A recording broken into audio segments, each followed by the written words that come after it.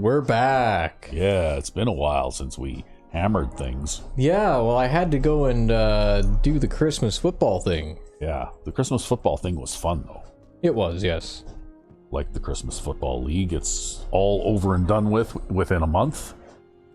And, yeah, no, it's pretty intense. We have to play a game every day and that kind of thing, but, you know. It's good stuff. It's good stuff. Watching Santa and his elves play football. So, we're back with Diablo 2 here, and I'm gonna probably end up going through the Crystalline Passage. I actually didn't find the Crystalline Passage waypoint, so we need to run back to it now, which means I need to run back up the step here. Oh. But I'll just try to run past everything as best as I can. And hopefully not get too killed in the process. Oh, okay. Wow, look at those guys chase you.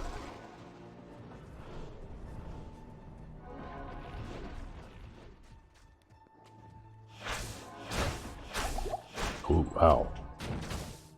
Yeah, that's a little bit of a problem. Yeah. You, Uh-oh, we've got cursed. Uh-oh. Now you can only go slow, or what? No, I was just walking so that I wouldn't get hit by things there. Oh. I busted open that door, so if I could get things to follow me, then things might be fine, but we've also got to resurrect Buddy now, too. Oh, well. Because he went and got killed. You might as well town portal it then and get the hell out of there. Actually, I'm kind of just dragging these guys out, trying to get them to clear the area so that I can, try to, go for that doorway that I opened up. Oh, wow.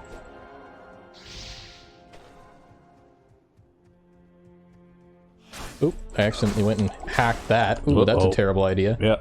See, I misclicked on that fucking catapult, and then I was locked in place. Ah. I didn't actually want to click on the catapult. Okay. You still have to resurrect your buddy there, or what? Yeah, I'll have to resurrect Buddy there again. He stays dead even though you just restarted? Yep. Oh. But yeah, no, I totally didn't want to click on that catapult. That was just a total accident. Oh. The thing is, if you click on something and it's like an item on the ground or a enemy, your character will lock onto it. Yeah. Well, you Even might as if well you just try to click battle. off. You might as well just battle your way through, because it looks to me like being chased around by a million guys is just not going to help. Well, it depends on the types of enemies we encounter too, right? Like that time too, what made it particularly bad is we encountered a cursed enemy, and then you take double damage from that, right? Yeah. But also, I can't stand here and fight these undead mages, because I'll tear myself to shreds trying to kill them. Because I can't lifesteal off of them, right? Yeah. Ouch. Ooh, Buddy just got killed. Yeah, and you're about to get killed. Yeah, and I'm about too. to get killed too, so... Boy. Boy. Well, we haven't done this in a while, so... Yeah. In all fairness. At least we haven't died yet. We have gotten Buddy killed a couple times, though. No, I think it's for the best to just run through. Okay, well. Probably I should have done this off camera. Run through off camera. But yeah, we just need to get to the top of the step here. And not click on anything either. Like enemies or other things. I'll have to bust down a door here and there, but there's nothing I can do about that. See how much damage you take. Wow, you take damage from doors too? Yeah, because I can't lifesteal off the door, right? Oh. Because door's not a living thing. Okay. So yeah, I take damage off the door too. That's a enemy with Holy Freeze. That will slow me down. So we'll just kind of run into the middle here and try to evade him.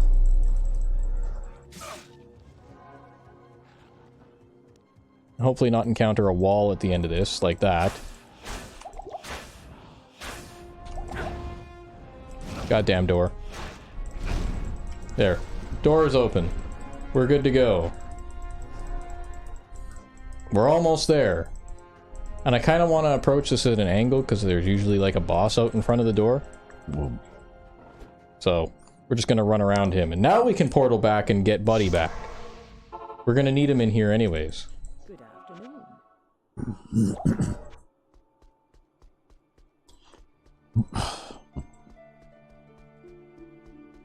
Hey, now, where's the... Oh, there's what's his nuts. Resurrect my guy. Yeah, Buddy has a ridiculous armor class, and he still gets smoked all the time.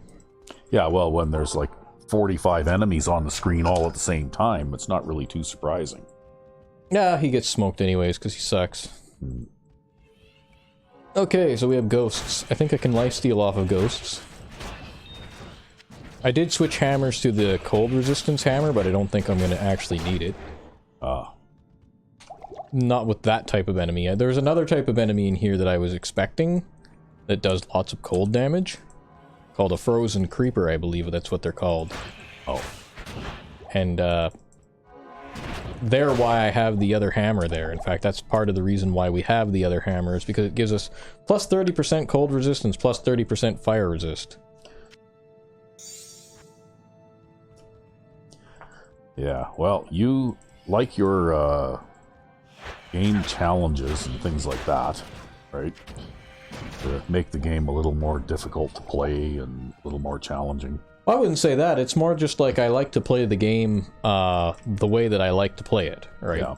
So I very much was a big fan of Diablo 1, and not a very big fan of using like lots of spammy special abilities and things like that. We're just going to pull back here because those guys have a bit of cold damage. We'll switch hammers. Try to draw them over here. Hit them around the corner. Yeah, well, where I was going with this is that you saw the tail end of when you came in today. One of the challenges that I was doing for myself in Fallout 4. Oh, was that what that was? Yes, remember when I was being attacked by that big, huge gang of rust devils and robots? Yeah, yep. And I was standing up on top of that tower structure there, shooting them with a 10mm pistol? Yep. Well, it's the 10mm pistol challenge. Oh. I've played all the way through to about level 17 or 18 using nothing but a 10mm pistol. Wow. And upgrading it, of course, as I gained the abilities to, right? Yep. So now it has like the advanced 10mm receiver on it. And, you know, like a combat scope so I can aim at things a little bit further away and that kind of thing. But yeah, that's why I was using a 10mm pistol to defend myself. It wasn't because it was the best weapon I had. It's because it was the only weapon I was carrying. Oh, go figure. Oh, shit. Oh, you just died. Wow. Yeah, basically, Buddy there killed, me and then killed, or killed Buddy and then killed me. Yeah. Well, shit, now we have to run back in there. That's going to suck. Yeah, we didn't really. find the waypoint. Oh, well, maybe you should just reload again then. Ah, fuck that. Because you had trouble running in there before. Well, I think I have a way to run in there now, though. Maybe. Oh. We'll see. We'll see. You might as well be streaking out there. Yeah, that's kind of what this is, actually. Yeah. I think I went this way. Okay, there's a couple enemies in the way, but that's okay. We'll just run past them. Ooh, that's a boss. Keep running. Run through there. Run up here. They're mages. They can't stun lock me, so it's all good. We're back up here. See, that's the route we gotta take. If I ever have to come back here in the future, that's the route we take. I'll never remember it. You didn't get very far in here anyway. No, well, that was really unfortunate that we took a whole schwack of damage just like that. That was not something I was expecting. Okay, got my shit. Now I can, Spread them out a little bit. no, go back and get Buddy. Buddy needs to activate his defensive aura, though, which he hasn't done yet. Oh. Right? So he's like most other NPCs in most other games, he's not doing his job. Well, the thing is I think what it needs to happen is he needs to take a certain amount of damage before he actually decides to activate it. Oh. But if he doesn't take that certain amount of damage, then he doesn't activate it, right? Yeah. Well, now it looks like he's cursed. No, that enemy was cursed, Oh, apparently. was the enemy that was cursed? Apparently, Buddy must have some sort of effect on him that curses the enemy. Oh. Oh, you're at the snake things again now. You know, and they're not overly tough. It's just, you know, again, I take lots of damage from hitting them. Basically, I'm hitting myself. Every enemy we encounter, I'm hitting myself. Oh, there's a dead guy over there. Is that you? It's still me. I probably can't pick up everything that I was carrying at the time. Oh. Or something like that. Let's see. If I drop some shit. Yeah, I'm still overloaded. What am I carrying? Oh. Wait, oh. Apparently I'm not wearing my helmet? Oh, hold on. We need to heal Buddy there, because he's kind of dying while I'm trying to work out my inventory problems. He's already dead. He's dead, Jim. You might as well just... Nah, he's not dead. We don't have the money to keep reviving his ass over and over. Well, okay? He needs to stand his ground and live. That was really handy of him to just go and pick a fight while you were trying to do the inventory thing, eh? Yeah, well, it's because they tend to run ahead and they're, like, crazy aggressive. Yeah. I need to figure out how to pack all this stuff into my inventory again. Oh, because I apparently had this superior bone helm in my fucking inventory at some point, or maybe I picked it up or something. Who knows? Well, that's why you shouldn't be walking around over encumbered all the time. Yeah, but if I don't have all these charms in here, then I don't have enough magic resistance to play on this difficulty. So, because they give you a 25% magic resistance penalty. I think they give you a, is it a 75 or 100% magic resistance penalty on Hell? I can't remember. And so you always need to be walking around over encumbered at all times. Or else you'll just get randomly one-shot by magic. In fact, actually, the charms there are probably why we were able to run past all those mage enemies and not get stunned. Because we still probably had most of our magic resistance intact. In spite of the fact that we had none of our equipment on. Yeah, particularly it's those dual-wielding axe guys, those guys are the bad guys. Especially if they can get going, because the more they actually land hits, the faster they attack, and the harder they hit, and the more accurate they become. And there's a boss pack of them. Oh. So that's nice. Oh, well. And Buddy wants to stand in there and go toe-to-toe with them because he's retarded. Yep. So we're going to pull them back, and we're going to try to wrap them around this somewhat complicated structure. And see if we can get them one-on-one. Because that's what somebody who's smart actually does. You don't want to fight those guys face-to-face like that. Yeah, one enemy is much easier to kill than all of them. Well, no shit. Ooh, gotta grab that mana potion. No, I really don't want that mana potion. It's completely and totally in the way. I don't want it at all. Buddy, can you just get in here? Yeah, you take the hits. You're much better equipped to take the hits than I am. There. Apparently we cursed him at some point, too. You know, whatever curse Buddy is laying on them, that's amplified damage. That's actually somewhat bad for us, because it means that I hit him harder. Mm-hmm. Yeah, which means that I could kill myself faster. Well, you'll just have to be aware of it, I guess. Yeah. Was this from that weapon you equipped him with? That's right, it's from the weapon I equipped him with, and apparently I didn't read the fine print. That damn fine print will get you every time. Okay, we're just gonna... That's too many. We're gonna pull back again. Because that's a new area. That's possibly an area where we need to go. So... I'm just gonna be nice and cautious and slow here. As we work our way past these guys. Okay, there's one. I hit him hard enough that I can stun him.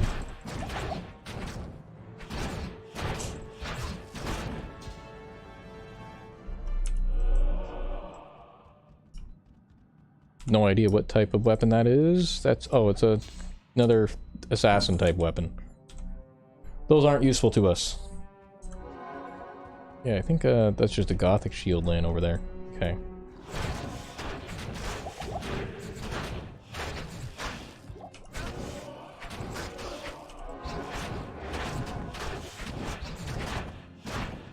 There we go. That's a couple of them down. Well, sounds like the washing machine is working just fine. Yeah, you had to get the washing machine repaired. Touch wood. Yeah. Yeah, knock on wood. Yeah. There's actual wood on this side of the basement. Yeah, because that cost about $500 to fix that. That machine's only like 6 years old. Yeah, very nasty. Yeah. Okay, I'm gonna pull back here because Buddy's getting smoked. Yeah, you're both cursed. Yeah, we're both cursed. Oh man, that means that guy is cursed too, huh? That's nasty. That means Buddy's probably going to drop in this fight because that guy's going to do double damage to him. We'll come back in and drop a portal. You know, like I'm going to do the old man rant thing now and say that the very first washing machine that my wife and I had was an old Sears cheapie, and it lasted for 20 years. Yep. And there was no electronics on it. It was all mechanical dials and switches.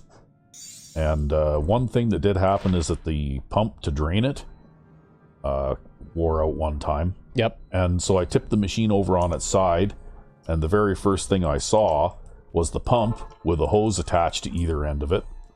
So I undid 2 hose clamps, pulled the old pump out, and I went to the this place that sells, you know, appliance parts. Yep.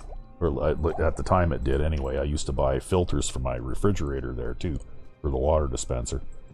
And bought a new pump, went home, stuck it back in, put the thing upright again, and it worked. Wow. For another many years, right? Now, you can't even, do anything with a machine these days. Yeah, they're all basically designed so that you can't even take them apart. Yeah. Because not only is this machine only 6 years old, but it replaced a machine that was only about 5 or 6 years old. And, that one, even we made a couple of attempts to repair it, like get repair people to come in and repair it. Yep. And they couldn't fix it. Yeah, that one was a side-loading washing machine, it was a right? front. Yeah, it was a front-loading one. It was because we had a match set, right? The front-loading washing machine and the dryer as well, right? Yep. And so now we went back to a top-loading machine, because one of the problems with the front-loading washing machine, of course, was the issues with the seal around the door.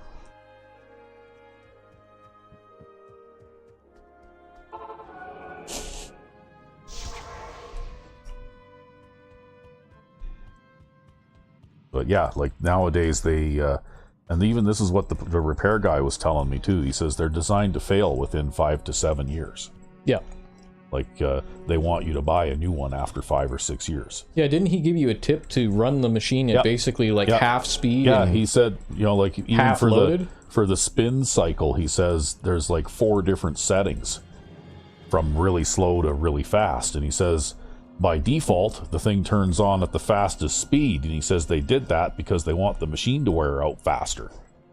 He says, but it'll spin dry, it'll spin the water out of your laundry just fine at the setting 2 or setting 3 out of 4, right?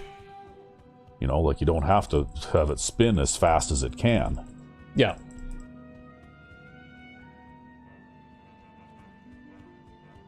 Yeah, apparently he fixes quite a lot of washers and dryers, and this is just the things that he's found. Is that generally speaking, anything made within the last 10 or 15 years is just garbage, right? Really a shame about that too. Yep. Because people put good money in order to try to get high quality appliances. Well, it costs just as much to buy a washing machine, comparatively speaking. In fact, they're more expensive now than they were back in the days when you could buy one and have it last for 20 years, right? Yeah.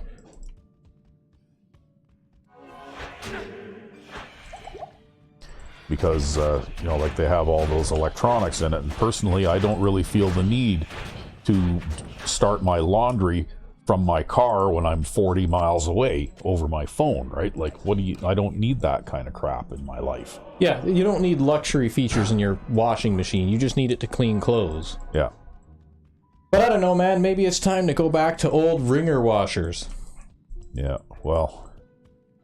I remember seeing a video of someone online doing their clothes in a fucking bucket and then beating out the water. Yeah, actually, I can remember a dim childhood memory. I was only about 2 or 3 years old, but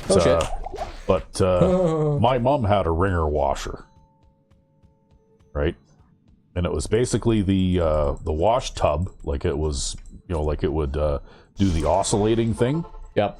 But there was no spin cycle, so like the wringer attachment, you had to put your clothes through the wringer attachment when you pulled them out after the wash cycle had finished, right? Yep. and wring them out. But we are bleeding money resurrecting Buddy here. Yeah, really. But every second enemy we run into is cursed, goddammit. Yeah, well, you're also nearly died again there.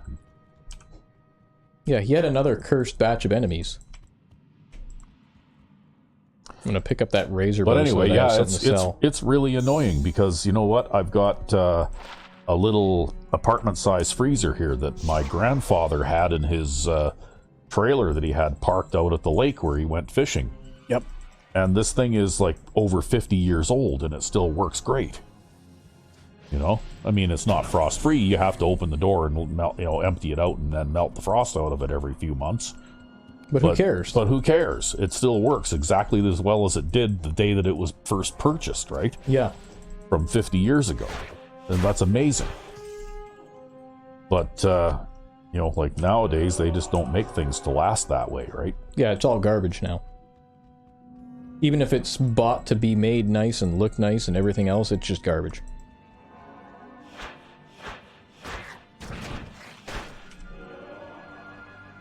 Oh, well, we went and blew up his corpse by freezing it, so...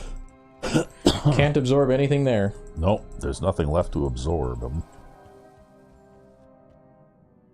Comes another guy.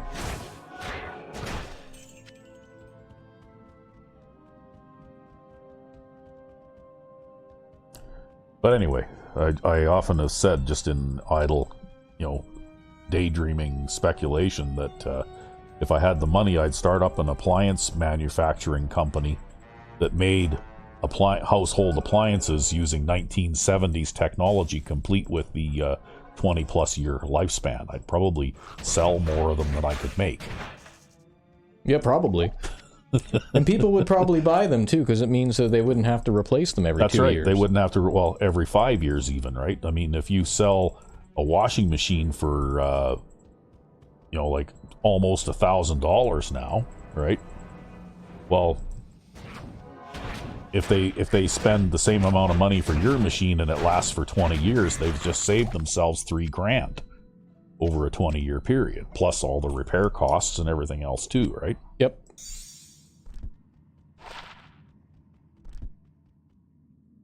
At least that's how I would try to market it anyways, is your cost, it may not be as fancy as some of these fancy electronics, run things and that kind of thing, but it will last and it will be cheap to own. Like, your cost of ownership will be lower. Yep. And it'll be more reliable. And that's the way it should be. Yeah. Look at that, we finally made enough money back to resurrect Buddy one time. Are you carrying around a bow in your box there? Yeah, so that I can sell it. Oh, okay. I can't actually use it effectively. Yeah, that's why I was wondering why you were carrying it, because you're not really a missile weapon kind of guy. No, we burned through about $100,000 at the start of this episode, so... I'm just trying to make a little money back, so I made back about 30-ish grand there. We're back up to 43 grand. We started at like 50 grand. Or rather, 430 grand. Yeah. But the same could be said for televisions and like everything nowadays. It's all made right? disposable. It's all made to be disposable, right? Like, if our TV up in the living room there craps out, we won't be calling a repairman to come fix it, because he won't be able to fix it, for one thing. And for another thing, he'll charge us almost as much as it would cost us to buy a new one to fix it anyway, even if he can, right? Yeah. Because I think a person can buy a TV like that for about $500 or $600, right? I mean, honestly, with the way they're trying to force smart TVs down everybody's throats these days, though, I don't even think I'd buy a TV. I'd just buy a really big monitor. Yeah. Yeah, and watch through your computer. Pretty much, yeah. Yeah, well, that one there is a smart TV, and like we have the cable box hooked up to it and all that kind of stuff. Okay, that's instant death. You don't want to fuck with those guys. And it is kind of convenient, like if you're sitting up there and you want to watch Netflix or Prime or whatever, you can just access anything you want, right? On it, But also, though, my wife doesn't want to have to, like sit in the cold basement with a concrete floor and all that kind of stuff to watch Netflix on a computer monitor. She'd rather watch it in the nice warm carpeted living room on the TV, right? Well, that being said, though, like they do make computer monitor or TV-sized computer monitors now. Like you've got, I know this one's only 32-inch, but you've got a 32-inch monitor now. Yeah. Well, that's what I watch TV. I'll do finger quotes here, but TV. Actually, I do watch a little bit of TV down here. I watch a football game or something like that occasionally on this cable box here. But I don't watch a lot of TV. I usually, if I do watch, I'm watching Netflix or Prime or Tubi or something like that. Yeah. Because then I can pick and choose and I can binge watch stuff or whatever, right, if I want to.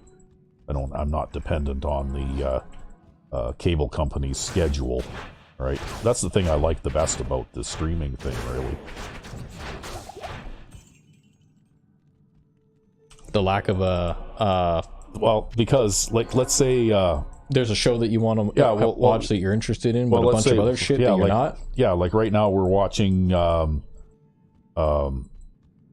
something like Fallout, right? Which they are only releasing one episode a week, which is kind of annoying, but I guess if we wanted to, we could stick it out until they've released all of them, and then just sit and watch them all at once, right? But we can also watch them anytime we want, because Fallout isn't just on at 8 p.m. on Thursdays. You know, it's on anytime. Yeah. Right? Whereas if it was on cable TV, you know, like, say, another show that we watched back in the day when it was on was Supernatural, right? Yep. And Supernatural, of course, has a regular time slot, and it's a weekly TV show. So if you miss your regular time slot, you have to find... you know, like a later broadcast of that episode, maybe. Yep. And you know, like you're a lot more tied to the clock, and you have to, you know, if you don't want to miss an episode, you have to kind of plan your week around it, right?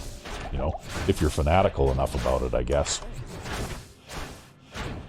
And then later on, the cable company introduced the ability to stream some things, like they do have some things on demand now. Yeah, that you can watch as like a rerun or something. Yeah, but they don't have everything either, right? Yeah. You know, like they still have some programs where if you miss that episode and you don't catch it on another network, you know, an hour or a day later or whatever, well, you're just shit out of luck. Then you've missed it. You've got to wait until they put it back into summer reruns kind of thing, right? Yeah. And another annoying thing about network TV the last few years, before we started watching Netflix and Prime more, is that they would have a TV season, and they would show 8 or 10 episodes starting in the fall, and then stop for Christmas, and then you wouldn't see anything for 2 months. And then suddenly in February they'd show the other half kind of thing. Yeah, right? And then by the time they show that, then you already forgot everything. Yeah, by the time they show the other half of the season, you've already forgotten what happened in the first half, right? Yep. So yeah, there's a lot of advantages to streaming services over network TV. My God, it's boss after boss after boss after boss. Yeah, that's a lot of enemies all at once. This is boss pack number 4, man, in this one small area. Yeah. I haven't gotten that far. I've just been boss pack after boss pack. Maybe they're all clustered here right away, and once you kill them all, you'll have like a big empty dungeon to wander around in. Yeah, maybe. But all anyway, I can say, though, is holy shit. Like, I wouldn't even bother with cable TV anymore, except that my wife likes to have it because there are things on there that she likes to watch still, right? Yeah. Like she likes to watch the W network because they have all those romantic comedies disguised as Christmas movies and, of course, stuff like that, right? So she likes to watch a lot of that kind of stuff because it makes her feel all Christmassy and happy, I guess. Yeah, I like to watch golf too on cable TV. Yeah. Although that's about the only thing that I watch on cable TV when I actually watch cable TV, which is not that often, actually, because most of the time I'm on my computer or something. Yeah. Yeah, well, like I said, I catch the odd football game, and, very occasionally I'll see a movie that I'll watch or something like that, but not really very often, right? You know, there isn't really very much on cable that you can't see on the streaming services nowadays. And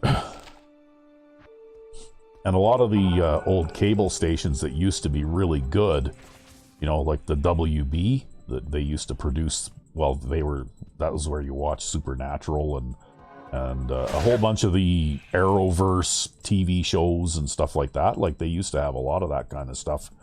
But it seems now they've dropped all of that, and now all they're doing is they're just showing reruns of old sitcoms and stuff like that, right? Yeah. You know, like if you want to watch an episode of The Big Bang Theory from 8 years ago or 10 years ago, well, that's the place to go watch it, right? Yeah, it's kind of a shame that they can't produce anything new and good anymore. Yeah.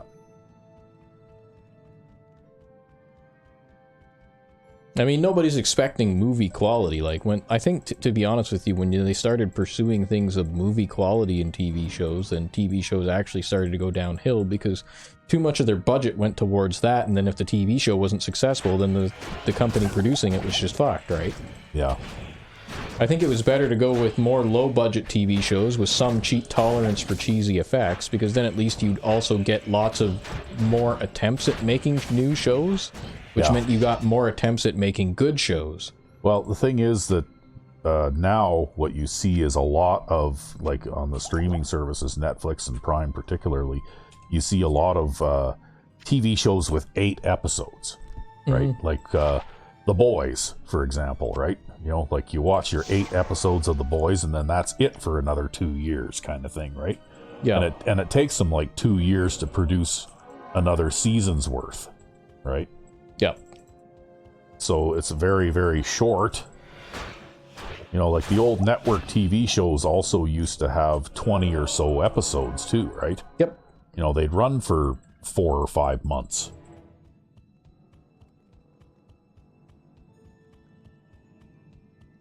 Well, on the bright side, all those bosses that we've encountered have been very good for experience. We're about to hit level 69.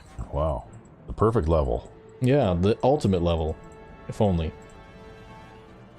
Yeah, I think these guys are leftovers from that boss pack. Yeah, well, like I said, maybe you basically ended up facing all of the enemies all at once. I'm kind of hoping, but... Yeah, but I can tell you that oddly enough, from what I see of the TV commercials and stuff like that, of some of the new shows that are still being produced... Yeah. Well, they still do, like, the things that still dominate TV, it seems like, are police dramas, doctor shows, right? And various, you know, sitcoms, right? Like, that's not any different than it was, like, you know, 50 years ago, right? Buddy went and picked a fight for us. Yeah. Because back then, it was still, you know, like, police dramas, or actually what was really popular in the 70s was private investigator shows, you know, like the Rockford Files and Cannon and that kind of thing, right? Yep.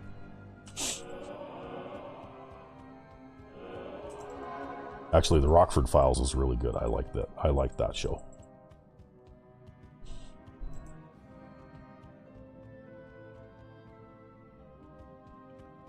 I'm gonna walk past that errand for now. See what's beyond here. Bunch of these guys, it looks like. Just run backwards so that we can get Buddy to come back for us, so we can get him in front of them. Yeah.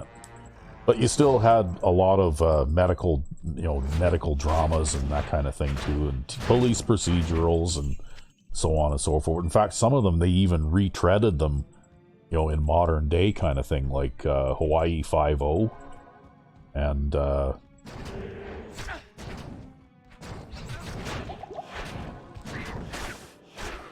say, hear the curse sound, and I immediately twitch. But it's on our side, so... Yeah.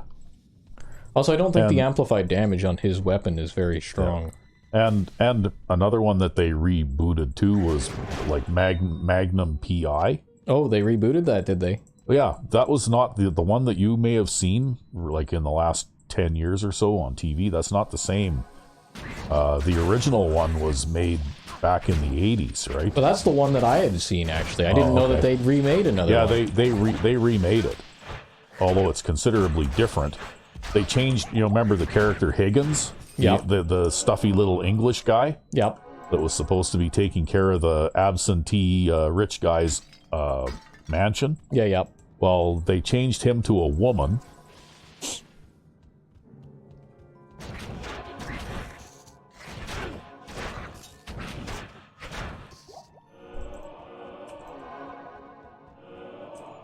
So yeah, it was a considerably different TV show in general. TV show in general, yeah. They did some things like that, right? Yeah, we want to make our own TV show, but we only got approved to make Magnum PI. So instead, we'll just write our own TV show and insert it into Magnum PI and call it Magnum PI. Well, the thing is, though, like the characters, I didn't watch the new show a great deal. I watched it a couple of times and went, meh. You know what? I like the old show better. Yeah. But yeah, I mean, I guess they made enough changes to it that I had at times a hard time recognizing it, right? Yep.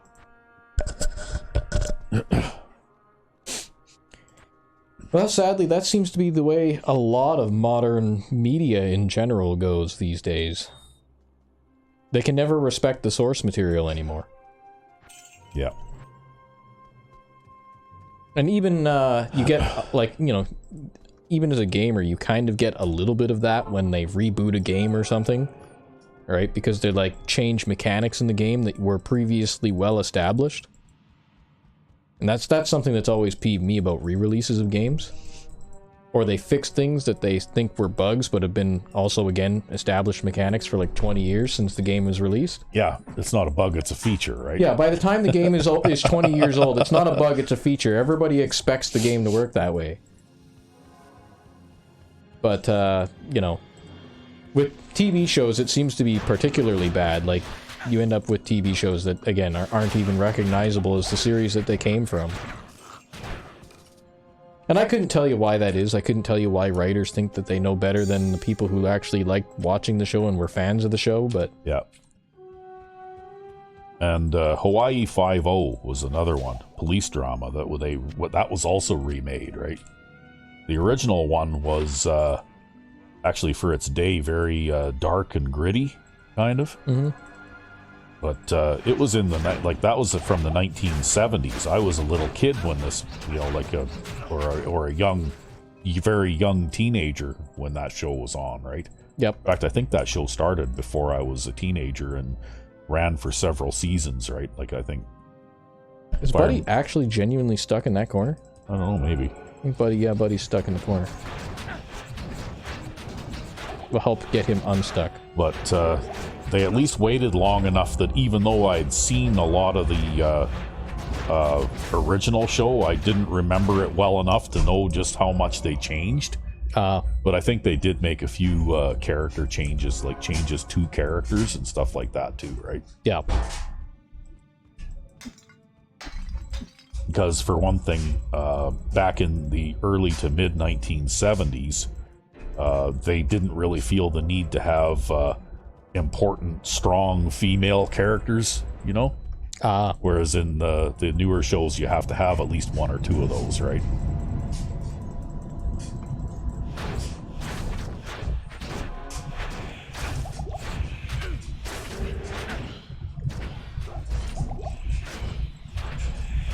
Which is probably why in the Magnum PI thing they changed Higgins from the stuffy little English guy to a woman.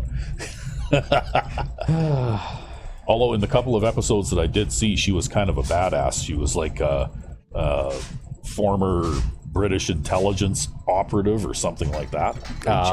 They changed. Well, obviously, since they changed the character completely, they had to change the backstory too. Right? Yeah, obviously. Because none of it would have made any sense. None of it would have made any sense if they hadn't. That's why I said, right? They got approved to make Magnum PI, but they really wanted to do their own show.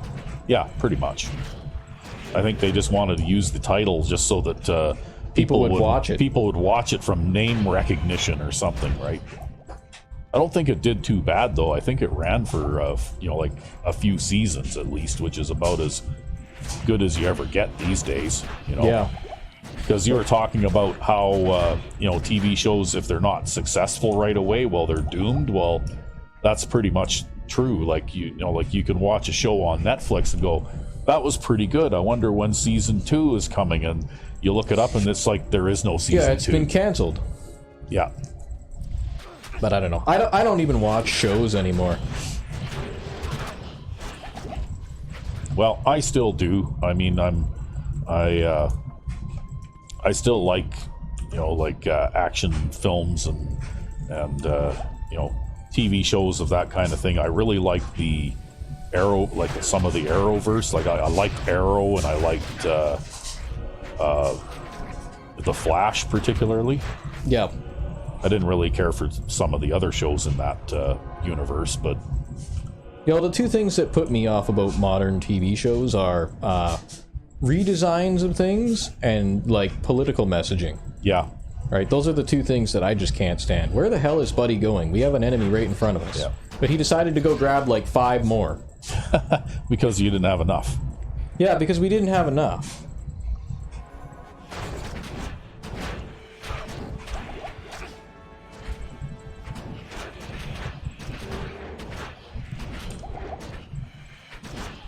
But I guess I'm not really part of their target demographic anymore, right?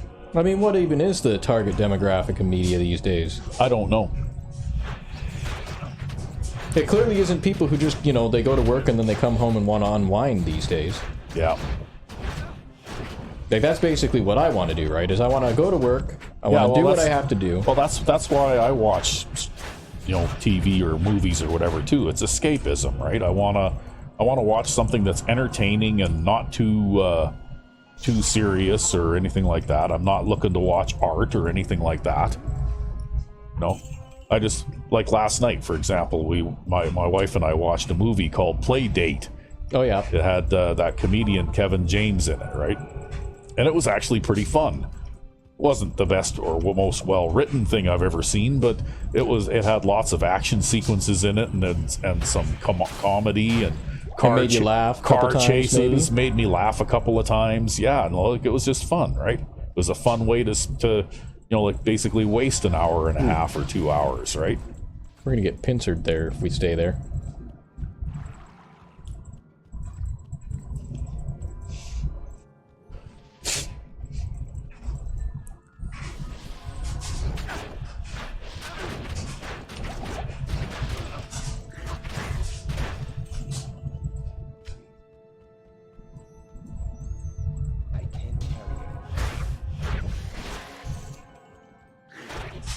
And that's basically what I want out of my entertainment, right? I don't want to be, like told what to think or whatever, right? Yep.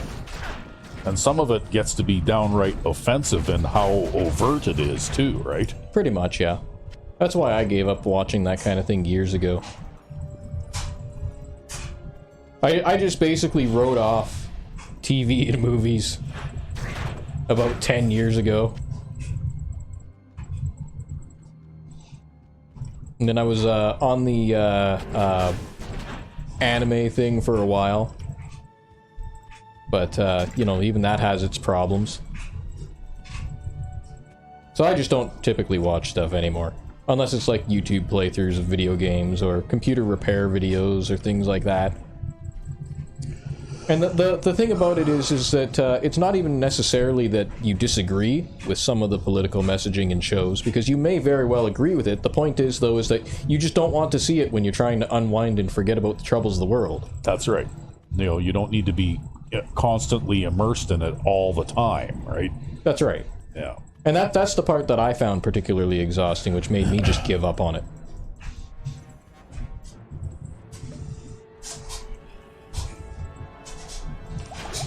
Ooh, these guys are some extra tough ones.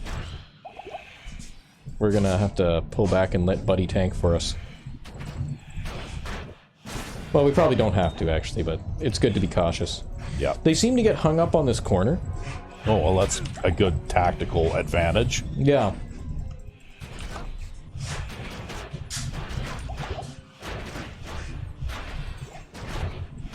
Okay, we gotta back up. That was close.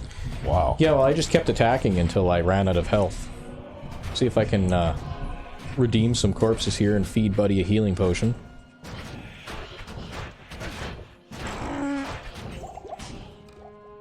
Hey, look, he actually managed to kill one.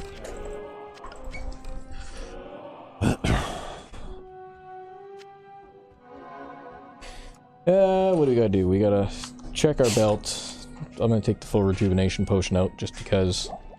Yeah, it seems like we encountered all of the bosses for this area right off the bat. Yeah, that's what I was saying. It looked like maybe you're going to have a mostly empty dungeon to wander through now. And I guess it's not exactly empty, but it certainly doesn't have a lot of bosses in it. Right, like, that guy dies in 2 hits because he's not a part of any boss pack.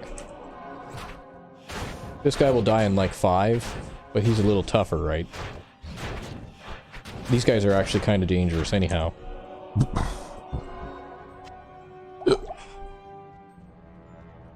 Now, mind you, I've been avoiding the evil urns, which spawn super unique boss packs. Oh, the evil urns? Yeah. Oh, that guy just whacked you in the back. He sure did, but I just want to get him over here so that we can tag team him. Because a lot of it, too, is about minimizing the amount of resources that you consume. Because I can probably take on an enemy 1-on-1 or 2-on-1, even though our armor class is really crap. But I don't want to expend all of those resources. So we've got Frozen River and we've got Glacial Trail. We need to go to Frozen River in order to go look for Anya. So we've got plenty of time to do that. Remind me, who's Anya? Someone we haven't met yet. Well, actually, we met her in the first difficulty. Yeah. But it's been a while since then, so I don't remember. Basically, she's this lady that some guy named Neelathok, who was the guy who we could gamble from, items from, kidnapped and gave to demons. Oh. In order to protect the city. Oh. Yeah. Oh boy. That sounds like a storyline written on the back of a recipe card or something. Well, that's okay though, because, you know, we don't really expect too much out of a Diablo storyline, or at least I don't. Yeah. Personally, actually, I think when they started to try to make them more and more complicated and more quote-unquote better written, they actually just totally destroyed it. Yeah. Well, that's one thing I'll say about, because we just started Baldur's Gate 3 here on the channel. That's one thing I'll say about that game, is that there's a lot about that game that I like, but there's also a lot of fluff. Yeah. That has nothing to do with the overarching story either, right? Yep. You know?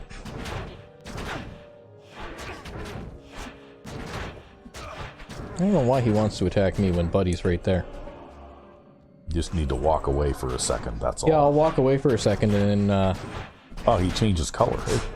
It's because he's getting poisoned and afflicted by cold damage, because I think one of our weapons has cold damage and one of our weapons has poison. Mine seems to have poison, which means it's probably Buddy who has cold damage somewhere in here. Okay. Or he has something that gives him cold damage, or something. He found a whole bunch of them. Yeah, I know. He draws way more of them than we actually need, right? Companions will get you killed. Yeah. Kind of like Fallout 4.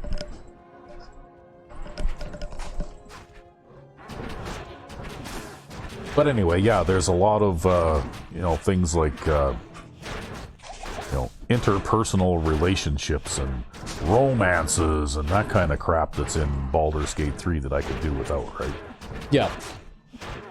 Mostly I just want to stick pointy end into bad guy. Well, I like storytelling, and I like the way that they did some things, even though they seem like they're kind of, you know, like, oh, fuck, I never saw that coming kind of thing. Yep. Because there are certain situations where if you don't handle it properly, it can have far-reaching consequences that you can't see yet. Yep. You know, and won't be able to see until a long time later when it's far too late to do anything about it. Yep.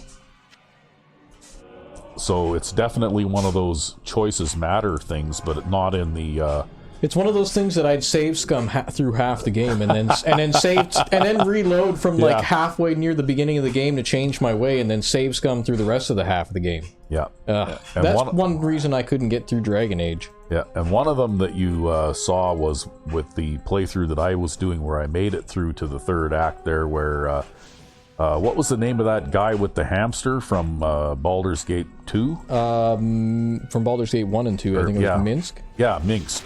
Yeah, Minsk. Well, apparently Minsk later on in that game is a recruitable character, but only if you manage to basically save from death and recruit one of his friends earlier in the game, like in the previous act. Yeah. And if that character dies in Act 2, well then you can't recruit. Not only can you not recruit Minx, but he tries to kill you and you end up having to kill him too. Ah, jeez. So yeah, that kind of sucked, right, when I found that out.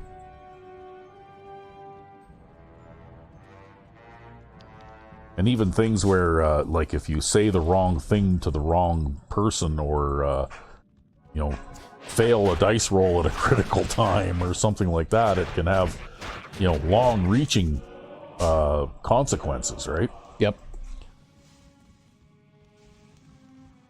And it's crazy, but that kind of thing starts right during the tutorial section when you're still on the Mind Flayer ship, eh? Yep. You have to make a choice early in the game, and depending on what that choice is, it could have long-reaching effects that don't appear until late in Act 2, right? And the only reason I know this is because I played through Act 2 once and went, oh.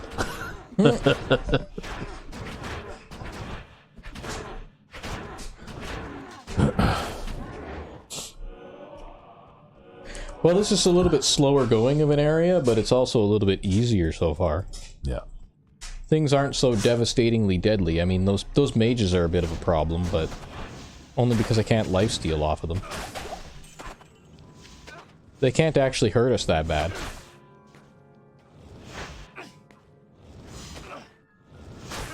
It's actually me hitting myself that hurts me when I'm dealing with these guys.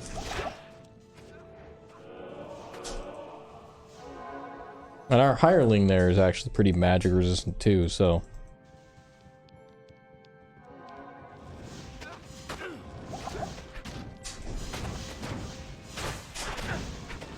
Death Dancer the Dark. Yeah. Although I might have to go back to town and refill my belt anyways. Yeah. And they'll just pull up unfold some folding chairs and a table and sit down and deal the cards out, and they'll sit there and wait for you to come back, right? That's right. You know. Hey man, it might be the last card game they ever get to play. Pull out the lunch pails with the sandwiches and... Ha!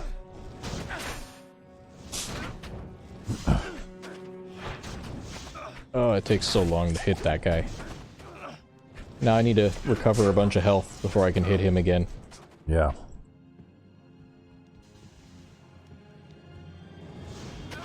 Well, that is one mechanic that I really hate in this game. The healing potions over time? Yeah, the healing potions over time. That really sucks. I don't like that at all. In fact, I would say that that's enough to make me not want to play this game. Because I'd be dying all the time, right?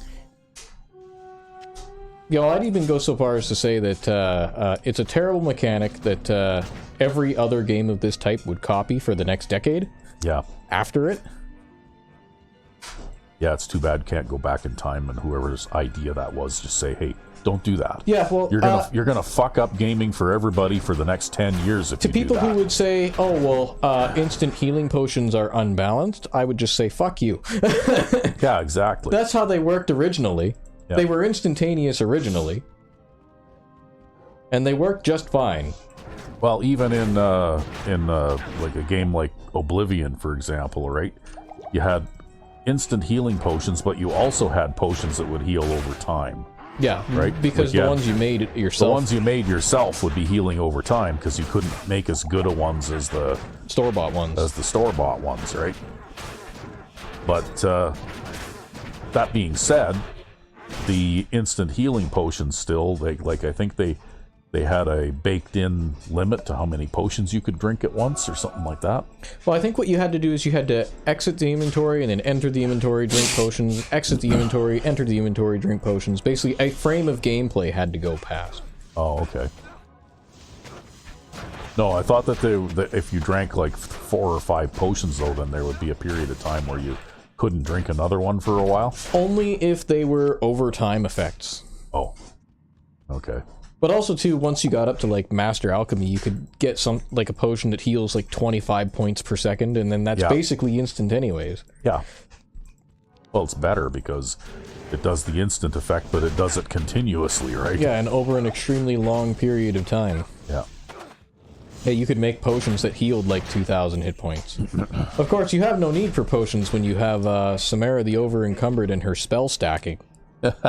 Right, then you can cast a healing a healing spell that will just heal like thousands of hit points over like hundreds of seconds. Yeah, or that spell that I made. What did I call that? Dead Zone. Yeah, the health absorb spell. It would absorb like a whole bunch of health per second from every enemy within 100 feet. Yeah.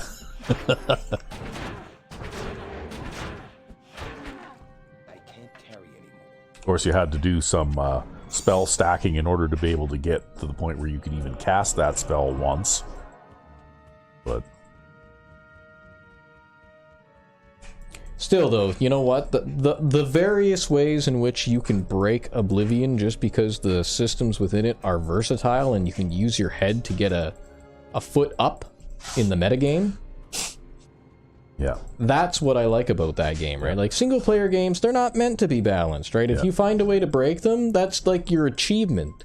Yeah, well, that's what I did with absorb spells, right? I kind of specialized in that particular field. Yeah, and neither of us did any of the breaking of, like, things that were well-known in that series either, right? No. Like, we didn't do 100% chameleon, we didn't do permanent ring stacking, item duplication, or anything like that. No. We went with completely unique and brand new exploits. Yeah. Like repeated cast spell stacking. And other fun things that you can do. Well, even without doing any exploits, though, I mean, if you practiced your restoration skill enough that you could, cast a lot of, good restoration spells anyway. I mean, even an absorb spell that absorbs from multiple enemies, say, within 20 feet. And you can cast that spell and it will absorb like 10 hit points per second for like 5 seconds from everybody within 20 feet. Well, it makes crowd control for melee characters a lot easier, right? Yeah. Because then you're healing faster than they can hurt you. Yep. And you're also sapping their health at the same time. Absorb health spells are, like, in my opinion, the best thing ever, right? I prefer the damage dealing spells, though, just because they're a little more mana efficient. Maybe, but you start off modest, though, and I found that an absorb group, absorb health spell, you get a lot of bang from that. You get a lot of bang for your buck, even if you're only absorbing 2 or 3 points per second for, like, even 3 seconds or so. Because you can, like, continually absorb health from multiple enemies faster than they can do damage to you, even at low levels, right? Yep. Okay, I'm just going to back off here a little bit. And can I redeem a corpse there? I redeemed one.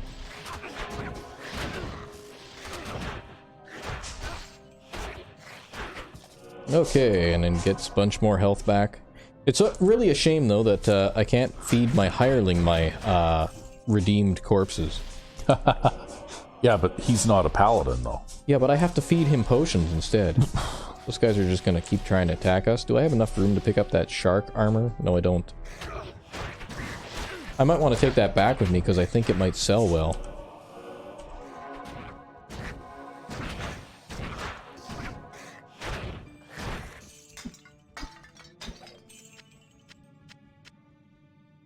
Resist lightning shrine. I'm pretty sure we have that maxed already, so. But anyway, now that we have our new hard drive in this machine, maybe I can get my Christmas present then redeemed. Oh? Yeah, because I was going to get Fallout 3 Ah. And maybe give that a try someday. I see. Oh, I gotta get... Now I get to do this song and dance where I transfer things in and out of the box to my inventory so that I can sell it. Yeah. Oh, I've got to identify that one. Now that one's worth 30 grand, so that helps make up the deficit from earlier this episode. I have no idea what this is worth. We're just gonna sell it. It looks like a head. It's worth 28 grand.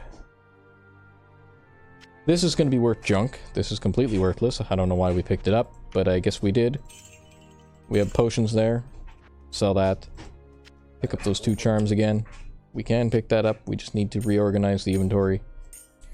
Then we got some more full rejuvenation potions to dump in the stash. Yeah, full rejuvenation potions heal instantly. Yeah. But they're difficult to find and difficult to make. And you can't buy them, obviously. Even though you could in Diablo 1. I guess Pepin was just healer extraordinaire. Yeah.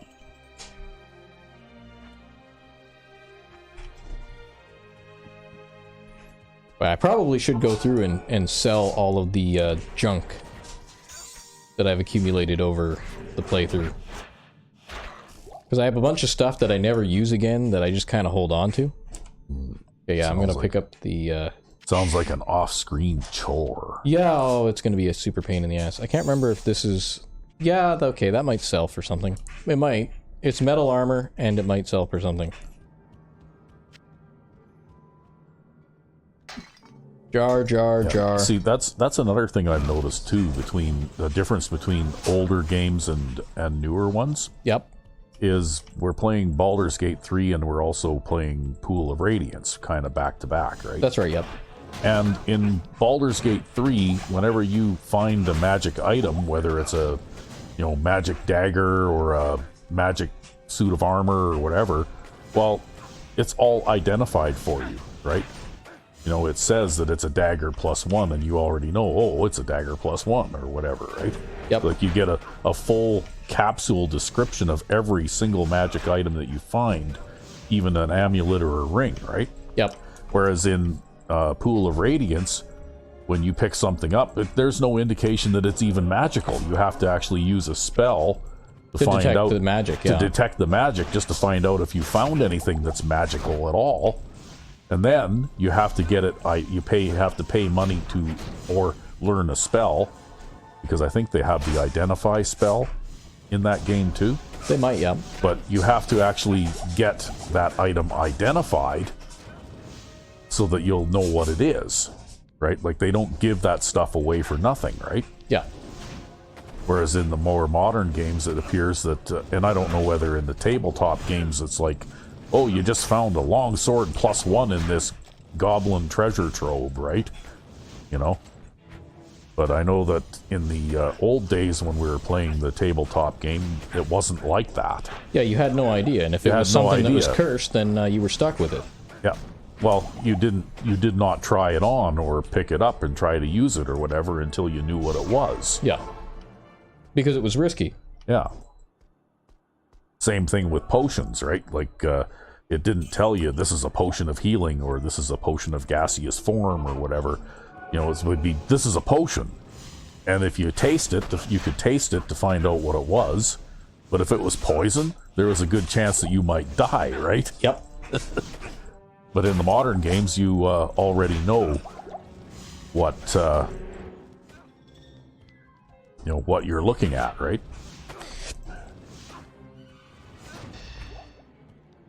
Well, the boss is dead. And that's something that I don't agree with. I think that's dumbing the game down just a little bit too much. I agree. But then again, I was also even like, back in some of the other games that they have, where you have mechanics like weapon durability. I miss that too, so. Because it gives fighter types like me something to manage, right? Yeah. Well, they never really had that in the D&D games, though. Yeah, it was in more of the pool of, the powers and perils. Yeah, powers and perils had weapon and armor durability. Yeah, and then the Elder Scrolls games. And the Elder Scrolls games did have it up until Skyrim. I was so mad when they took that out, but they took a lot of things out of Skyrim too. They took out underwater combat. and they also took out being able to swing your weapon while jumping. Yeah. And those, and then there's also to the enchanting and spell making system. Custom spell making system and that custom kind of enchantments. Yeah, they did take away a lot of stuff. Yeah, I was. It's funny because we look back at Skyrim and we look back at 2011. We're like, yeah, Skyrim's a fantastic game. But I remember when Skyrim came out, I was bitter and salty and sour, and I was like, man, they took out all this stuff. Yeah. Why would anybody play this game? The thing is that Skyrim is a fantastic game, but if you want to look at it from playing options and that kind of thing, Oblivion was better. Yeah. Right? Yep. Because Oblivion is a fantastic game too. Because if you like to craft things and if you like to, like do your own stuff and that kind of thing, the thing I would say that Skyrim did that was an improvement over Oblivion was modability. Because I personally made a lot of mods for Skyrim myself. Yeah, it was a lot more user-friendly in that regard. Yeah.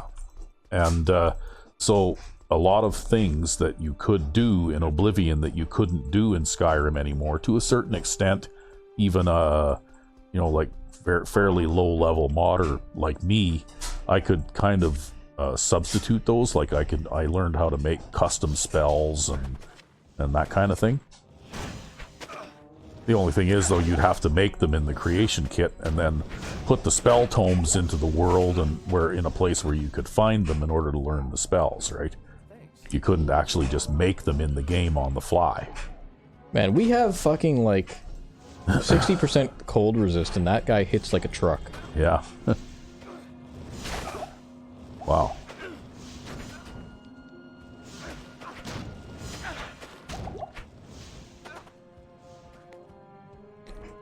But, and I mean, like, some of the things people might just cite as an improvement might be the melee combat system in Skyrim, but honestly, and I still want to do a playthrough where I really demonstrate exactly how precise you can get with the Oblivion combat system.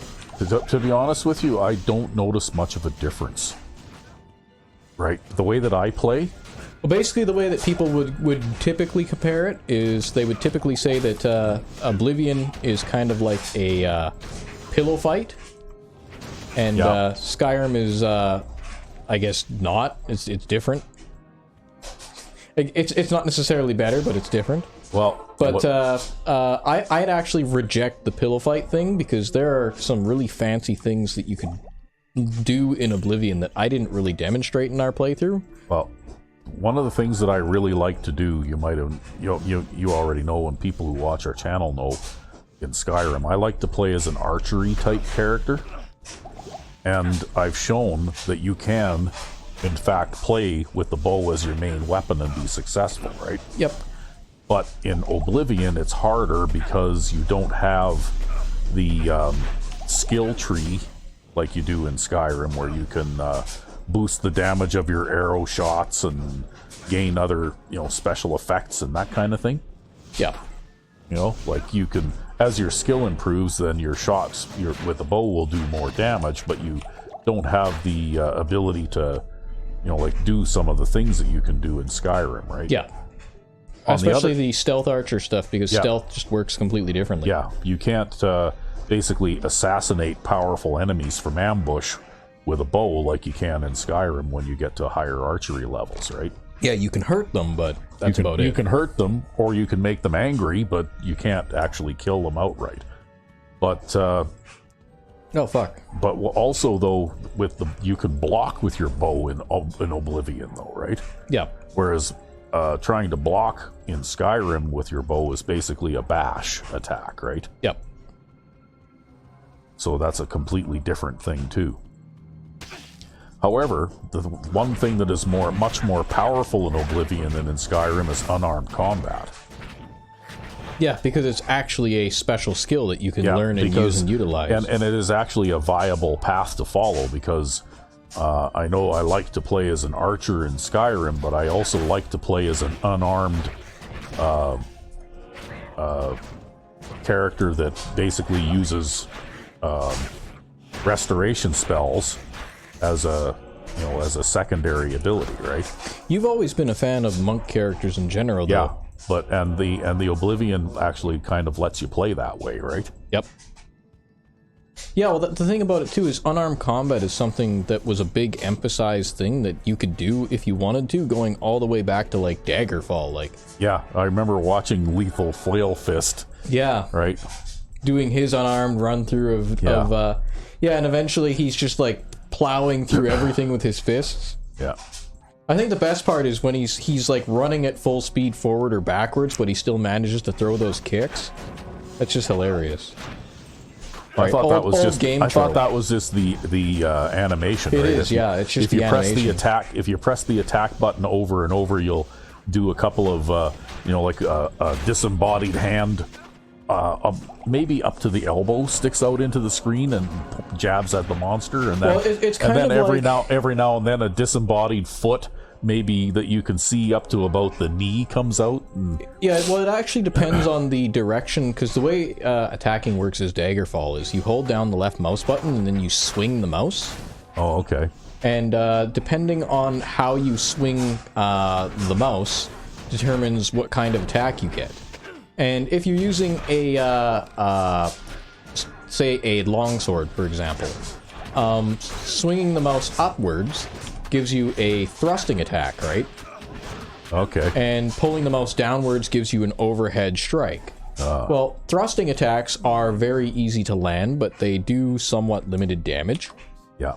Right? But if you are really having trouble hitting an enemy, you'd want to use a lot of thrusting attacks. While overhead attacks, they do tons and tons of damage, but they're a lot harder to hit, right? And then your side-to-side attacks are somewhere in between, and then your diagonal side-to-side attacks are also somewhere in between. And that's how the combat system for Daggerfall works. So you actually vary your swings depending on the type of enemy you're up against and the type of trouble you're having and the kind of result you want to achieve. Yeah. And that's something that technically they removed from the game? Yeah, well, I was just going to say that they changed that considerably for Oblivion, right? Because Oblivion is basically where you swing the weapon left and right and left and right and left and right. At least it doesn't look like a baseball swing like in Skyrim. Yeah. In Skyrim, everybody swings a two-handed weapon like a baseball bat, and everybody holds a bow with a monkey arm. You see the monkey arm? Yep, the monkey arm. Yeah. Yeah, and I know Archery Gameplay Overhaul intended to correct that, but I still have a minor conflict between it and another animation mod that I'm running. Okay, so you still get some amount of monkey arm. I get, basically I don't get the character carrying the bow around with an arrow knocked, at least in third person I don't. Oh, okay. In first person I do, but in third person I still get the monkey arm thing because I have another mod called Pretty Combat Animations. Yep. Which adds in some sort of, a bit more varied animations for attacks with one-handed and two-handed weapons and that kind of thing. I think I'm going to keep this armor around because it's double-socketed and I can put resistance shit into it and it's way better than our armor. Yeah. And I think I have a minor conflict between those two mods, right? Yeah. And so the Archery Gameplay Overhaul, I guess, the other mod, it must be the way the load order is, the other mod kind of takes priority over the animations. Yep, probably. That being said, though, all of the other stuff in Archery Gameplay Overhaul works just fine, right? Yep.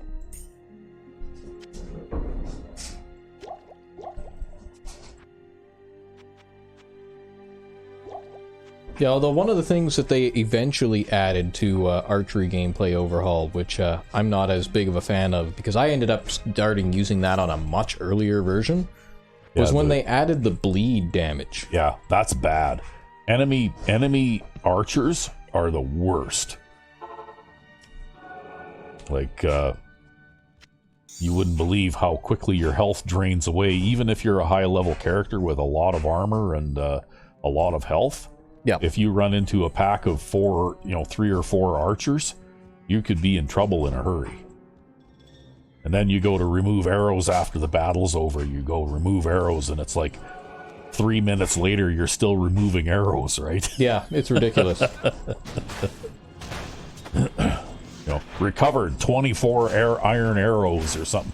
Like with that archery gameplay overhaul, I do benefit from the bleed damage that the arrows do myself, too. Of course, right? Yeah. It goes both ways. But even a couple or three bandits with wooden longbows are dangerous now. Yeah. Right? It makes the challenge curve of the game a lot steeper in some cases too, right? Yeah, well, the main thing that I had liked about the original version of archery gameplay overhaul was, I guess that having the arrow knocked was a nice thing that it did, but the particular thing was the actual flatter curve of an arrow, like the more realistic curve of an arrow, because everything you shoot out of a bow in Skyrim feels like it comes from like a bow with a 20-pound draw. Yeah. Right? Like, well, there's no flatness to the trajectory at all. What I liked particularly was being able to adjust the crosshair, especially because I like to play in third person. And playing in third person a lot of times, with just vanilla, the crosshair is like right behind your body or right in the middle of your head or something like that, depending on the camera angle, right? Yep. Whereas with the archery gameplay overhaul, it has, like X and Y variables that you can enter in. Yep. To move the crosshair to one side or the other, or up or down or whatever, and you can also adjust it for standing and for crouching. Yep. So that way, like you don't really. There are still some camera angles, particularly if you have a wall or a solid object right behind you, where things can still look a little bit crazy. But for the most part, you get a clear view of what you're shooting at. Yep. Right. Which you didn't do in vanilla quite often. I have no idea if this ancient axe will be of use to us, but I'm going to take it along, and I'm probably going to sell this giant axe of slaughter that we're still holding on to, because the regular ancient axe is better than the giant axe of slaughter. Wow. In every way. And its socket is, so if we ever encountered the right things, maybe we could upgrade it, although I doubt that we'll actually find anything better than the unique items that we're using right now, but... Just because it was triple socketed, I decided to pick it up. Oh. Okay, well, you just sold it. No, I just sold the old giant axe there. So what are the two yellow bottles anyway? These are just charms. Oh, okay. One adds 15 hit points and one adds 28 so they're or not 21. they're not like whiskey bottles or something then, huh? No. Our Paladin might have a little bit easier time with all of this shit if he took to the drink. Right? I know in some of these encounters it makes me feel like I want to drink. Oh fuck, we're gonna get pincered again. Okay, we'll just grab that potion off the ground and then pull back. The one thing too is you gotta be careful about how you pull back, because sometimes you can get Buddy lost in the mix. And then he gets bugged. But yeah, these guys, and we still haven't encountered any frozen creepers, surprisingly, but all this cold damage that we're encountering is why I'm using the slower hammer right now. Oh. Because it has a slow attack rate instead of a fast attack rate, and it does slightly less damage, but it gives us that cold resistance so that we're not just getting shredded by cold magic constantly. Oh, okay. And I can't imagine how fast I would have died against that one This hammer guy. has like a big fur coat attached to it or something. Yeah, or something, yeah. Or heated socks or something. Yeah, like there that. you go. It comes with heated socks. Maybe it's got something. like a heated grip area. Yeah. Alright, or there's like a little wool thing around the handle that you slip your hands underneath or something? I don't know.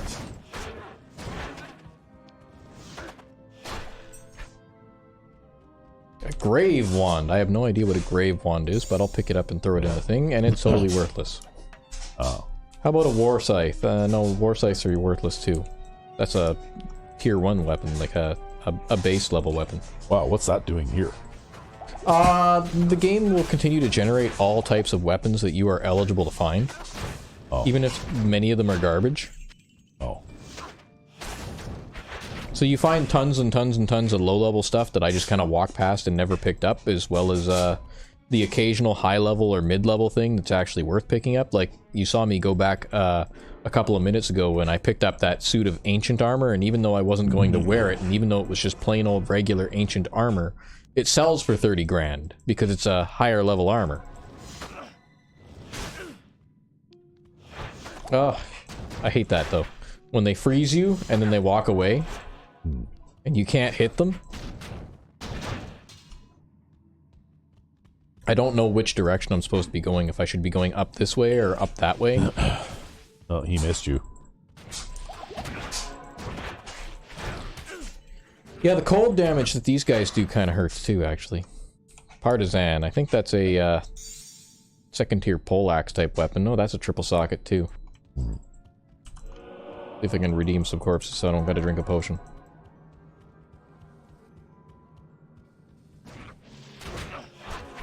Yeah, actually these claw vipers, they do a decent amount of damage.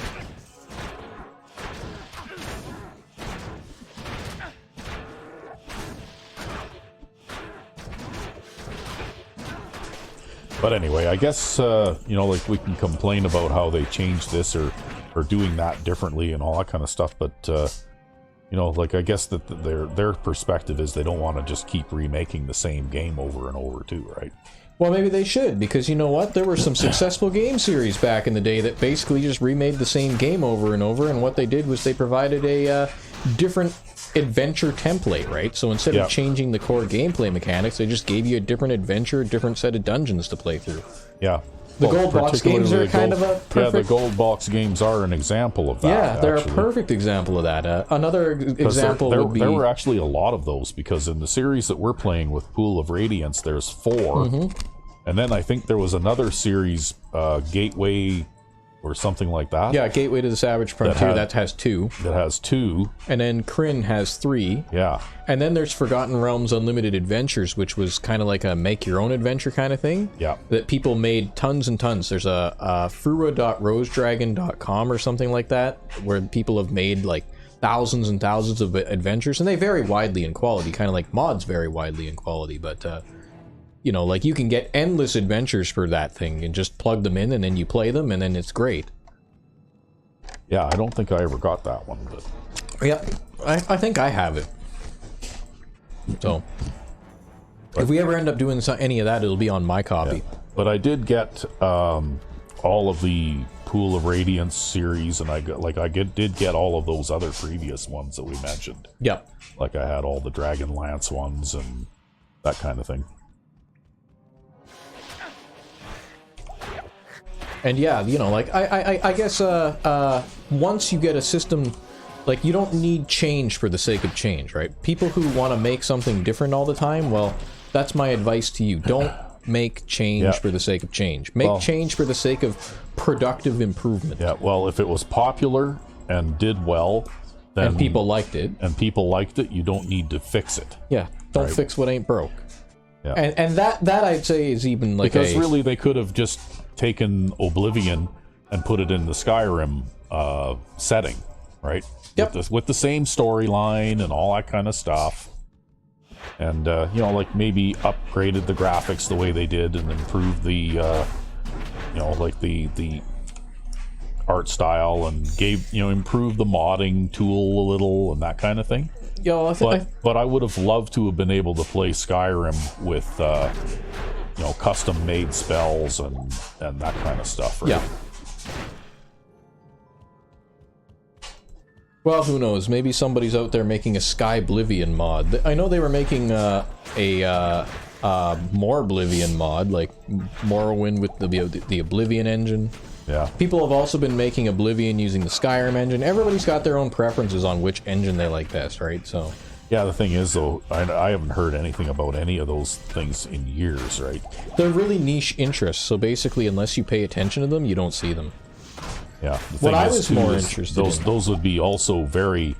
ambitious projects. Ambitious projects that could take years to complete, too, right? That's right. Particularly just like, so like one of the ones I was interested in was implementing additional provinces, so like implementing Elsweyr, implementing Valenwood, mods that did those kinds of things. Yeah. And I even downloaded a couple of those, and I don't know what the state of my game is right now, because I haven't booted up Oblivion in a couple of years again, but maybe I should.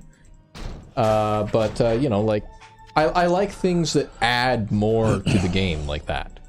More area, more map. And if they made games like that, like if they just went and made like another Oblivion, or even like the Fallout in Britain thing, right? Yeah. That somebody did. Yeah, you know what? Fallout London, yeah. Yeah, Fallout London. Like those are good things that, you know, people who appreciate the system of Fallout 4 will gladly play.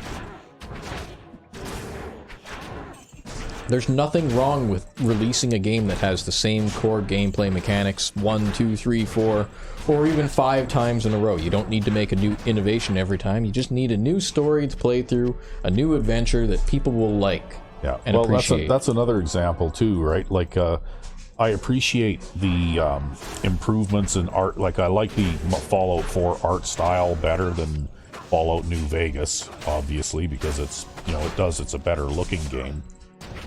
You know, even the road textures and things like that, everything is just more detailed and more colorful and more sharper. Yeah, well, it's actually kind of surprising how Fallout New Vegas even looks compared to a game like Oblivion. Yeah. Because Oblivion actually is pretty decent looking for its time, but I thought that the core game mechanics of Fallout New Vegas were good enough that you didn't really need to change them either.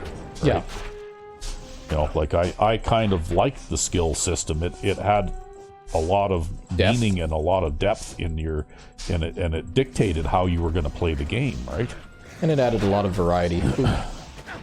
Ouch, that hurt a lot. Buddy, you're on your own over there. We'll feed you a potion now and then hack at a skeleton over here.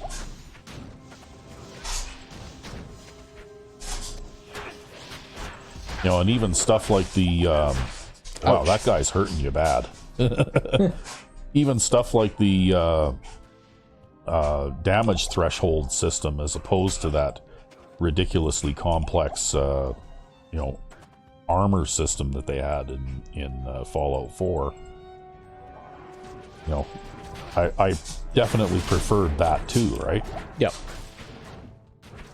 Well, shit. This is going downhill now. I need to just go back to town and regroup. It's like, hey, what do you mean you have a, like, 50 caliber light machine gun? Huh. Why didn't I buy that before? See, and Gulzar there can feed the belt into it. And, there you go. Yeah.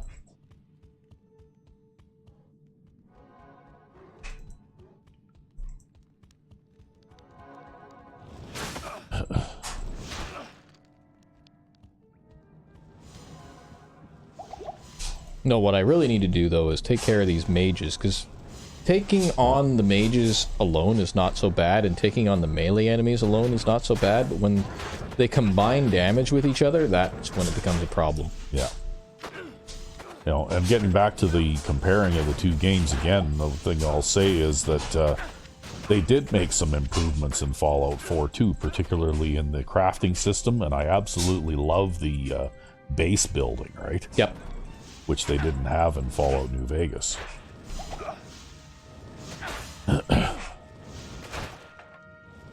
Buddy, come on, cross the bridge.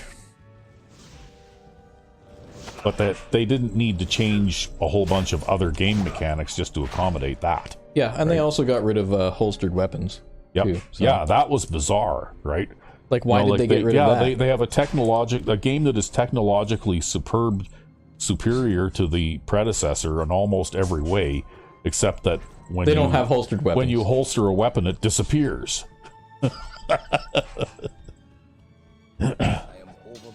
And it wasn't that complicated because there are more than one modder that figured out different ways to holster weapons to make holstered weapons appear again, right? Just like in Fallout New Vegas. And I also don't understand why they went to the gun receiver and all that kind of, like, that whole gun crafting system. Just doesn't seem right to me either, right? I mean, I make heavy use of it, obviously. You have to if you're going to be successful in Fallout 4, but Yeah. but the way that they handled it in Fallout New Vegas was far more immersive, I think. Yeah. Because you couldn't just make a weapon more powerful just by chambering it to a heavy receiver or whatever. Like, what the fuck is a heavy receiver exactly? You know? Yeah, you actually have to change the caliber Like of it or load it with better ammunition. Well, you pick up the 357 Magnum revolver, right?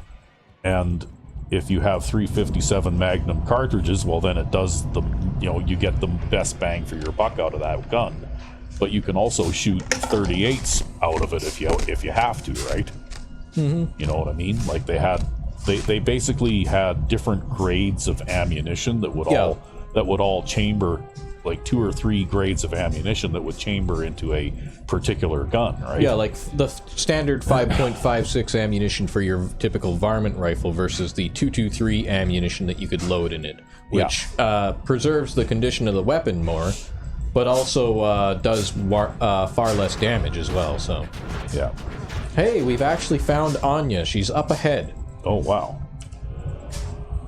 So, but yeah, I like that handling of it. I felt that was, I'm not a gun expert or anything like that, but I felt a lot more logical. I felt that was a lot more logical, a lot more realistic. Because let's face it, your pipe gun with the powerful receiver is still shooting the same 38 ammunition that your pipe gun with the basic receiver is. That's right. So why would it do more damage? Yeah, I really don't know. Which is why it puzzles me that, even when you're looking at mods, you see a mod description where somebody will write a post saying, well, this type of ammunition shouldn't be more powerful than the, other type of ammunition that you had for this mod, and so on. It's like, well, the whole system is illogical anyway, so why are you even commenting on that, right? Yeah. It doesn't make sense to comment on that.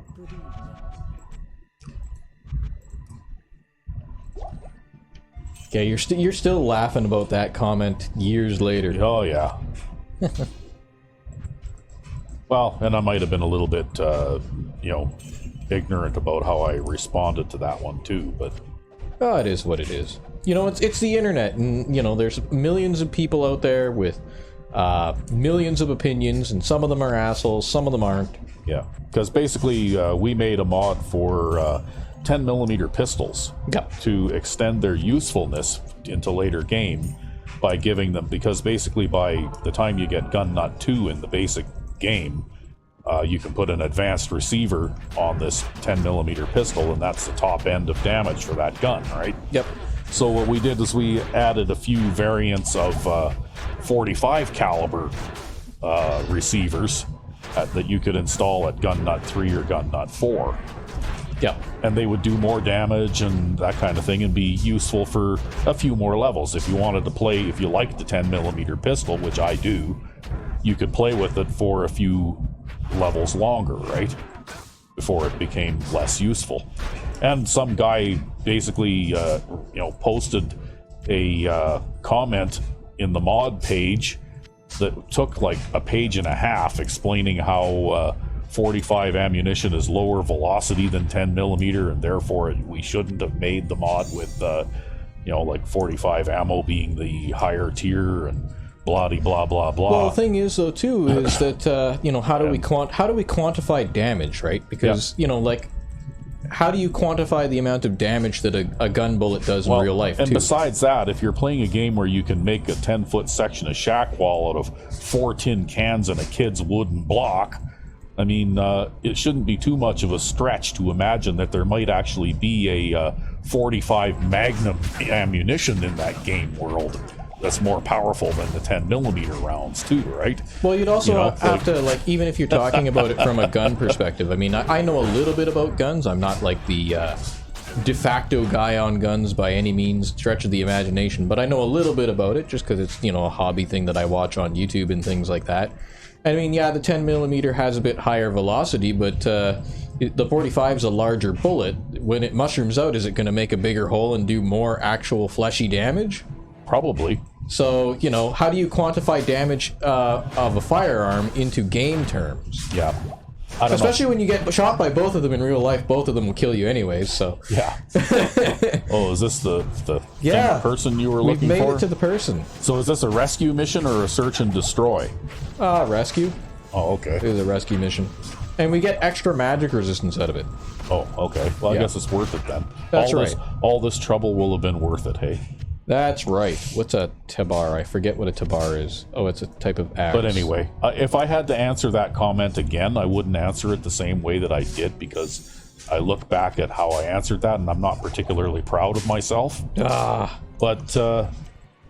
you know what? But still, I mean, at the time, my reaction was, because the way that this guy wrote this, too, it was like he really, really wanted to show the world how knowledgeable and smart he was, right? You know? See, this is how the internet works, though. Which just kind of rubbed me the wrong way a little bit. Yeah, this is how the internet works, though. Like, and my first response was, well, you know what? If you think the way we did it was wrong, why the fuck don't you make your own mod? Yeah. You know, like...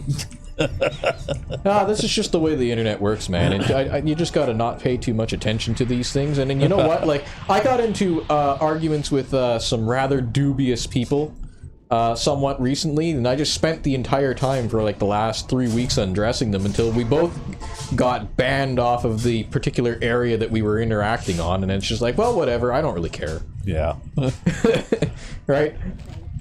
I think that's the way you've got to approach the internet and internet arguments and internet in general. It's just don't take it so seriously, and people tend to get over emotional and they overreact. And yeah, well, you know, like I said, I wasn't feeling bad about saying what I said because of that guy's feelings. I was feeling bad about saying what I said because I like to think that I'm a better person than that. Well, there's also but I guess that day I wasn't. Well, we all have our ups and downs, right? But I guess too, you also have to. Wow, that's a really awesome shield. Yeah. If we ever need to switch to sword and board, we're using this. Okay. Fucking awesome. Wow, you got a red thingy going on there now. Yeah, that's a portal to Neelathok. Now we've gone and unlocked that again. Okay. Does that mean you're done for today then, or? Let me check. What are we doing on for time? Yeah, I guess we could probably stop here.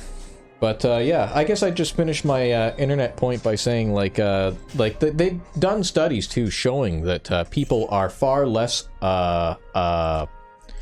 conscientious and agreeable with each other on the internet than they are in real life, and a big part of that has to do with the fact that you're anonymous online, right? Yeah, it's the whole keyboard warrior thing, right? But then again, though, I mean, I'd also have to say, too, that I'd rather have an anonymous internet than an internet where, you know, every dumb remark you've ever made or every dumb argument you've ever gotten into gets traced back to you, right? Because, you know, especially when you're younger and you're more hot-headed, and certainly I had those days in my life, you say lots of things that you weren't necessarily proud of, right? Yeah. But you grow out of these things and you learn to become a functioning adult and, you know, things like that. You grow up, basically.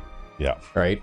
And your opinions and everything else change as you move on, but without anonymity on the internet, or also, you know, like even just living in your local area provides you a certain amount of anonymity in real life, right? Because the people around you might know that you fucked up earlier in your life, but you can always move somewhere else. And then start fresh, right? You can't do that on the internet, so you need an anonymous internet. Yeah. Well, I can tell you that I think that if we ever have to start providing video ID or whatever in order to log on to YouTube, that would probably be the end of it. That will be the end of our channel. We won't be doing. Neither of us will be doing that. Yep. I'm not a particular fan of that. I have absolutely no faith in the powers that be being able to protect my information. It's not necessarily that I'm worried about privacy or anything like that. I'm more worried about opportunities for unscrupulous people to, you know, commit identity theft. And it happens all the time, thing, like right? all the time. And it's bad enough out there for that kind of thing already, without you having to put more or less a copy of your driver's license up on the internet in order to be able to even use it. That's right. You know, like they can't protect your data, so why would you want to put yourself out that much for it? Exactly. Because then the next thing you know, somebody's buying a fucking house in your name, Newfoundland in your name or something, and then you have to pay for it, even though I've never been there. Yep. Right. Yeah, and that's exactly how I feel about it. Right. So I would rather anonymous the internet than a non-anonymous internet. Yeah. Oh yeah, for sure. But anyways, I guess that will wrap up Diablo 2 now that we've rescued Anya and we've cleared out the glacial trail. We have two options. We could either go after Neelathok next time, like right away, or we could try to make our way up the glacial trail towards the Ancients. Probably go after Neelathok. It might be easier. I don't know. There's a lot of undead in there. There's a portal going right there, though. Yeah, there's a portal going right there. So I guess that's the path of least resistance. So maybe that's what we'll do next. Yeah, and I imagine he probably hammers into paste just as good as anything else, right? Everybody hammers into paste. I mean, I think, especially, I know I died a couple times this episode early on because we had trouble getting going. But once we got going and once we got into the swing of things, I felt like hammering people into paste was working pretty well. Yep. So yeah, you were just a little rusty because it's been over a month. Yeah, well, maybe I should practice at this a little more too, because I used to, for the first part of this playthrough, I was actually running a concurrent save to this and playing alongside and playing ahead. But I haven't had time to do that lately. Yeah. So. Yeah, well, I mean, what with... Christmas football and then computer repairs, and plus you also have a life in addition to this. I don't, but you do. Well, But anyways, I guess we'll see y'all next time. Yeah. So until then, I'm Sandman99. And I'm Rec B5. Have a good one.